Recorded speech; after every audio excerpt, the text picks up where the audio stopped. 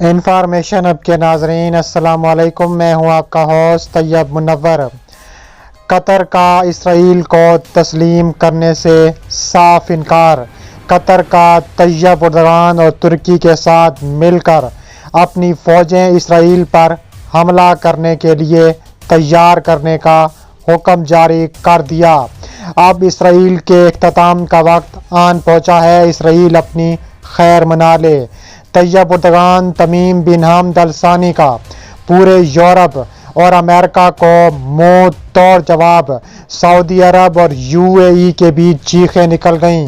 ساتھ ہی سعودی کا سب سے بڑا فیصلہ سنا دیا کہ اب فلسطینیوں کو ان کی زمین کا حق ضرور ملے گا۔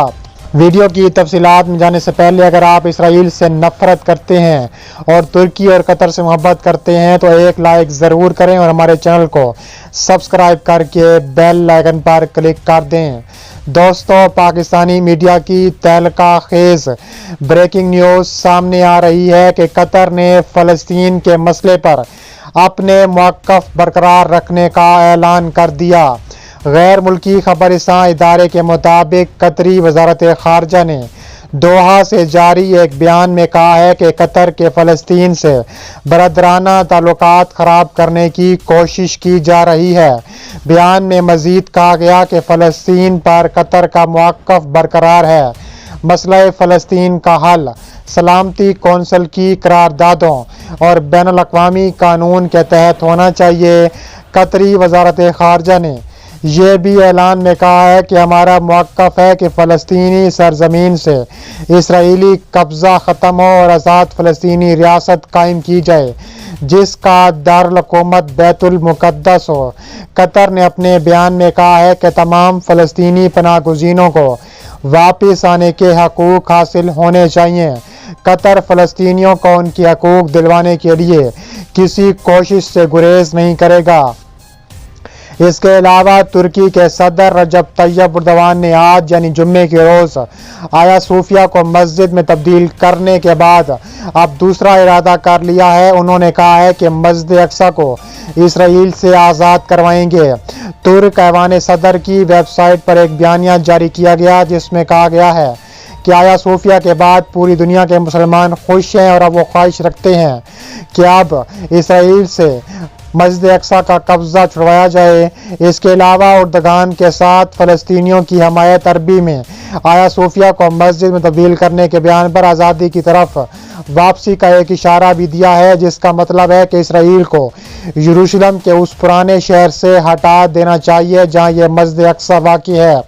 ترکی کے صدر نے ازبکستان میں بخارا اور اسپین کے اندلس میں اسلام کی بحالی کے فیصلے کو مربوط کیا۔ یروشلم اقصی کو آیا صوفیہ اور اسپین سے جوڑ کر اس نے مذہبی خطوط پر وسیع ایجنڈے کی اصطلاحات کو دکھایا ہے۔ اردوغان نے اسرائیل کے ناکاد ہونے کی وجہ سے فلسطینیوں میں زبردست پذیرائی بھی حاصل کی ہے۔ فلسطینی اردوغان سے محبت کرتے ہیں اور ترکی نے غزہ کی فلوٹالہ بھیج کر غزہ کی اسرائیل کی ناکہ بندی توڑنے کی کوشش کی تھی، جس کے نتیجے میں 10 ترک شہری بھی ہلاک ہو گئے تھے۔ جس کوشش کے بارے میں جاننے پر اسرائیلی فوج نے جہاز پر بھی چھاپا مارا تھا۔ اس کے علاوہ یہ غزہ میں حماس کے قریبی اتحادی بھی ہیں۔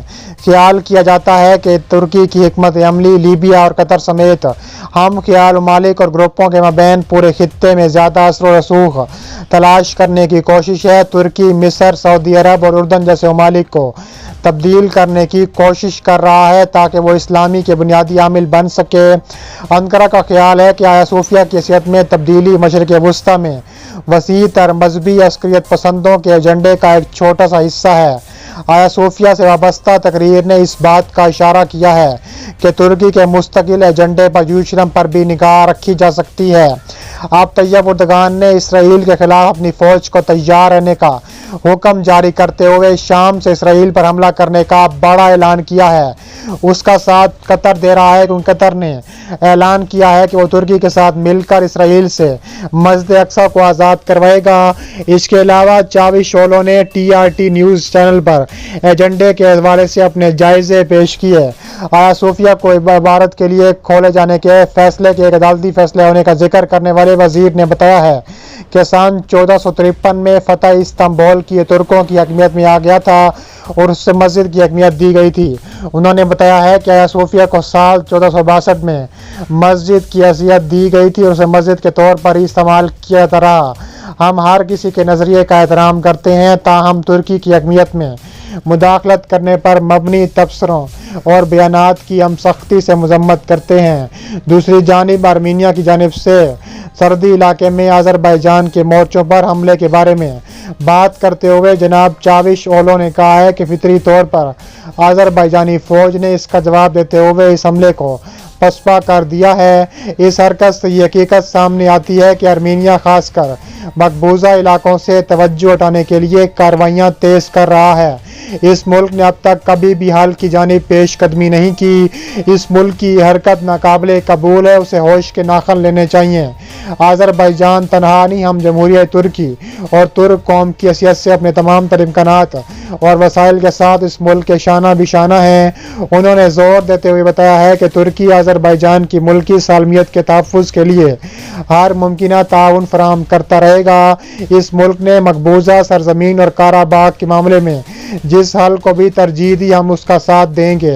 रूसी नायब वज़ीर ख़ारजा सरगई वर्शिनियन ने कहा है कि सोफिया का मस्जिद में दोबारा तब्दील किया जाना तुर्की का दाखिली मामला है, जिसमें दीगर ममालिक की मुदाखलत नाकाबिले कबूल है। इसके अलावा कतर के वज़ीर दिफा ने ऐलान किया है कि वह जल्द अपनी फ़ौजें तुर्की रवाना करेंगी और जल्द ही मस्जिद अक्सा इसराइल के काबिज़ होने से आज़ाद होगी। उन्होंने कहा है चाहे यूएई तस्लीम कर ले या चाहे सऊदी अरब, कतर किसी के एजेंडे को फॉलो नहीं करेगा। कतर का एक अपना बयानिया है, कतर हमेशा अपने बयानिए को फॉलो करेगा। उन्होंने कहा है कि हम यूरोप और अमेरिका पर जोर देते हैं कि वो फ़लस्तीनियों का हक मारने वाले इसराइल का साथ ना दे, वरना संगीन नताइज के लिए भुगतने के लिए तैयार हो जाए। कतर ने कहा है कि 58 इस्लामी ममालिक अगर मिल जाएं तो इसराइल हमारा कुछ नहीं बिगाड़ सकता। उन्होंने कहा है कि सऊदी अरब एक ऐसा मुल्क है जिसने हमेशा इसराइल की हमायत की है और अब यूएई भी सऊदी अरब के नक्शे कदम पर चलने को तैयार है और यूएई और बहरीन ने इसराइल को तस्लीम करके तारीख की बदतरीन गलती की है।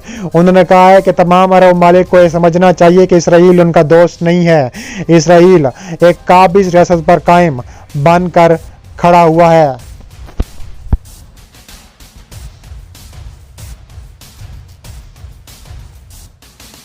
आइकन पर क्लिक करें और हमें फेसबुक पेज पर भी ज़रूर फॉलो करें। मिलते हैं नेक्स्ट वीडियो में। अल्लाह हाफिज़।